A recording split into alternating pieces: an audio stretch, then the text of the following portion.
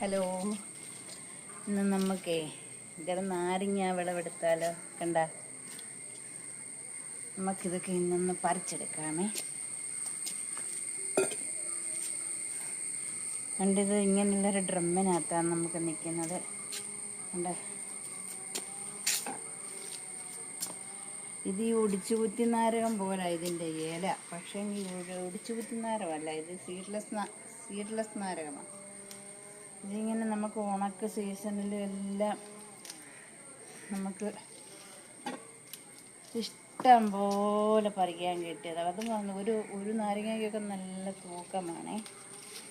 അങ്ങനെ നമുക്കൊരു പെയിൻറ്റ് ബക്കറ്റൊക്കെ ഇല്ലേ, പെയിൻറ്റ് ബക്കറ്റ്, ആ ബക്കറ്റിനകത്തൊക്കെ വളർത്താൻ പറ്റിയതാണ്.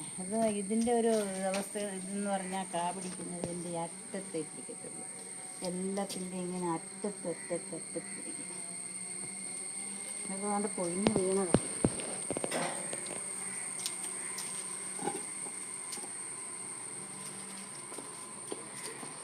ഇതുപോലെ ഒരു പെയിൻറ്റ് ബക്കറ്റിനകത്താണെന്നൊരേലും നമുക്ക് നട്ട് വളർത്തിയാൽ നമ്മുടെ ഇഷ്ടത്തിന് ഉള്ള നാരങ്ങ കിട്ടുന്നുണ്ടോ. ഇതൊക്കെ വലിയ 2-3 നാരങ്ങ മതി ഒരു അച്ചാറിനൊക്കെ. ഇതുപോലെ ഭയങ്കര പിടുത്തമാണ്.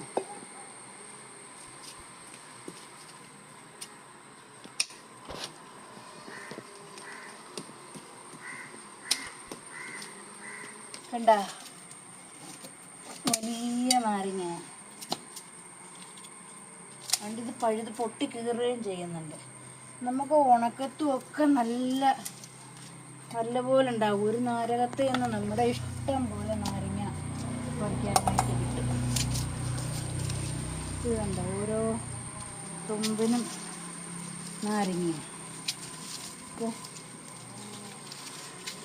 ഇത് കണ്ട നാരങ്ങ ഇവിടെ എല്ലാം. ഇനിയിപ്പം ഇതിലോട്ട് പൂവായിട്ട് അടുത്ത നാരങ്ങ ഉണ്ടാകും. നമുക്കിങ്ങനെ എന്നും നാരങ്ങ പറിക്കാനായിട്ട് പറ്റും. ഒരു ചെറിയ ഒരു പെയിൻറ്റ് ബക്കറ്റ് മതി. ഇതിപ്പോൾ ഇതിനകത്തെ ഒരു ദോഷം, എനിക്ക് വളമിടാനായിട്ട് കൈ ഇടുമ്പം മുള്ളു കൊള്ളും. ഇവിടെ ഇങ്ങനെ വിസ്താരം ഇല്ലാത്തത് കൊണ്ട് മുള്ളു കൊള്ളുകയൊക്കെ ചെയ്യും. പിന്നെ ഒരു പരുവത്തിൽ കൂടാണ് ഇതിന് വളമൊക്കെ ഇടുന്നത്. ഒരു പെയിൻറ്റ് ബക്കറ്റ് മതി, വിസ്താരമുള്ള ഒരു പെയിൻറ്റ് ബക്കറ്റ് മാത്രം മതി. അപ്പോൾ ഇങ്ങനെ എല്ലാവരും ഓരോ നാരകം ഒന്ന് വെച്ച് വീട്ടിൽ പിടിപ്പിക്കണം. ഇഷ്ടം പോലെ നാരകം കിട്ടും. Okay, bye, Tata.